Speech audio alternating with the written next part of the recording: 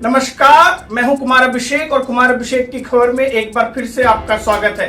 आज खबरों की शुरुआत करेंगे हम उपराष्ट्रपति माननीय श्री जगदीप धनखड़ जी की खबर से, क्योंकि विपक्ष ने उनके खिलाफ अविश्वास प्रस्ताव लाने का फैसला किया है, जिसमें कि टीएमसी और आप जैसे दल शामिल हैं। टोटल 70 सांसदों ने, राज्यसभा के सांसदों ने इस पर हस्ताक्षर किए हैं और ये अपने आप में एक अलग तरह की खबर है, जिससे कि लोकतंत्र में बिल्कुल ये शोभा नहीं देता, क्योंकि उपराष्ट्रपति एक बहुत बड़ा पद होता है और उनको इस तरह से नोटिस देना कहीं ना कहीं विपक्ष और जो सत्ता में दल है उनके बीच तालमेल की कमी दिखाती है। जहां तक राज्यसभा में हम बहुमत की बात करें तो ना तो एनडीए के पास बहुमत है, न ही इंडिया गठबंधन के पास, तो इस पे जो तटस्थ दल है उनकी भूमिका अहम हो जाती है।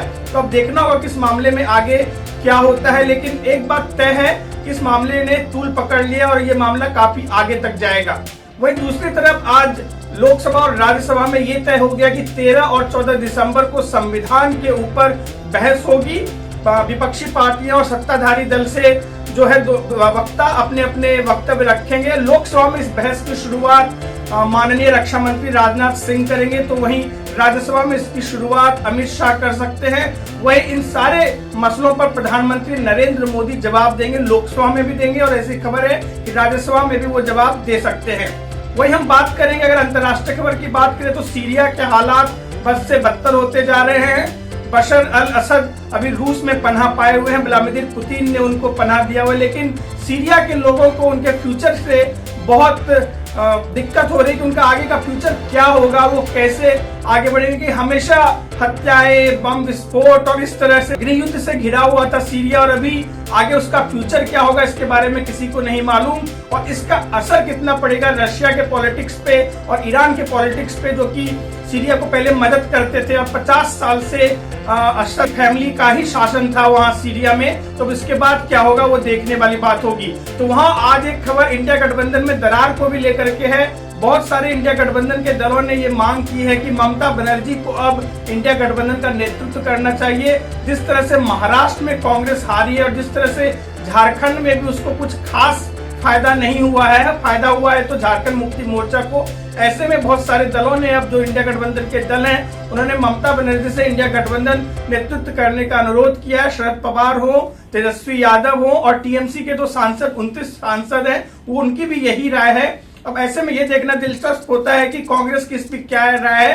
कांग्रेस के नेता अखिलेश सिंह ने कहा है कि ये इंडिविजुअल थॉट हो सकता है, लेकिन कांग्रेस एक बड़ी पार्टी है, भाजपा के बाद सबसे बड़ी पार्टी लोकसभा में कांग्रेस है, और इस तरह से जो भी फैसला होगा सबकी सहमति से ही हो सकता है। राहुल गांधी के नेतृत्व में हमने काफी अच्छा काम किया है और आगे भी करते रहेंगे, ये कांग्रेस का स्टैंड है। लेकिन टीएमसी बोल रही है कि वो इस मामले को लेकर के बिल्कुल सजग है कि इंडिया गठबंधन आगे बढ़े, ताकि भारतीय जनता पार्टी का वो मुकाबला कर सके। कीर्ति आजाद जो कि सांसद है, पहले वो बीजेपी में थे, अभी टीएमसी से सांसद है आसनसोल से, उनका ये कहना है कि कांग्रेस का रस्सी जल गई है लेकिन बल नहीं गया। जिस तरह का परफॉर्मेंस महाराष्ट्र में हुआ है, तो शरद पवार ने भी ममता बनर्जी की तारीफ की है। आगे देखना दिलचस्प होगा कि इसमें क्या रुख अपनाया जाता है।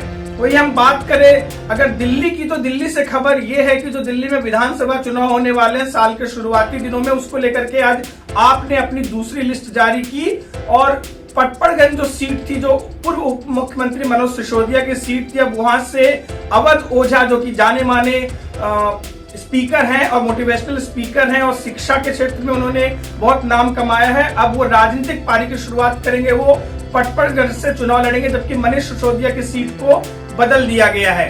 तो ऐसे में देखना दिलचस्प होगा कि आगे इस पर क्या फैसला होता है। वही हम अगर क्रिकेट की बात करें तो ब्रिस्बेन में जो क्रिकेट टेस्ट मैच होने वाला है 14 दिसंबर से, उसमें भारतीय टीम में बदलाव हो सकता है, और ऐसी खबर है कि भारतीय टीम में हर्षित राणा और रविचंद्रन अश्विन की जगह आकाशदीप और रविंद्र जडेजा ले सकते हैं, ऐसी खबर है।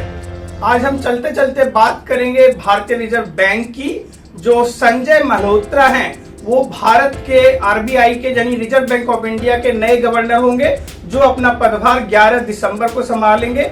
हम आपको बता दें कि इससे पहले शक्तिकांत दास जो थे आरबीआई के गवर्नर हैं, अभी भी वो हैं और उनका कार्यकाल अभी समाप्त हो रहा है, इसलिए 11 दिसंबर को ये जो है मल्होत्रा साहब कार्यभार संभालेंगे, क्योंकि आर्थिक स्थिति भारत की भी इस जो हमें क्वार्टर में अच्छी नहीं देखी गई है और आरबीआई की नीति से बहुत कुछ निर्भर करता है भारत के विकास पर, स्पेशली आर्थिक विकास पर। हमें देखना दिलचस्प होगा कि नए गवर्नर इस दिशा में क्या कार्य करते हैं और कैसे भारतीय इकोनॉमी को बूस्ट करते हैं। जब सारी दुनिया कहीं युद्ध से लड़ रही है तो कहीं हालात अच्छे नहीं, जैसे सीरिया की हम बात करें, रशिया की बात करें, यूक्रेन की बात करें, वो कहीं ना कहीं युद्ध में इन्वॉल्व है, इजराइल भी इन्वॉल्व है युद्ध में, और जो ईरान है, हिजबुल्ला, सब युद्ध में इन्वॉल्व है। ईरान हिजबुल्ला को सपोर्ट कर रही है, लेबनान से भी इजराइल का युद्ध जारी है। तो ऐसे में देखना दिलचस्प होगा कि आर्थिक नीतियों से कैसे भारत को उबार सकते हैं नए गवर्नर। कुमार अभिषेक की खबर में आज के लिए इतना ही। आप हमारे चैनल को सब्सक्राइब करें, हमारे वीडियो को लाइक करें और बेल आइकन दबाना ना भूलें, ताकि आपको सारे नोटिफिकेशन मिले जब भी हम नया वीडियो अपलोड करेंगे। आज की खबर में इतना ही। गुड नाइट, शब्बा खैर, जय हिंद।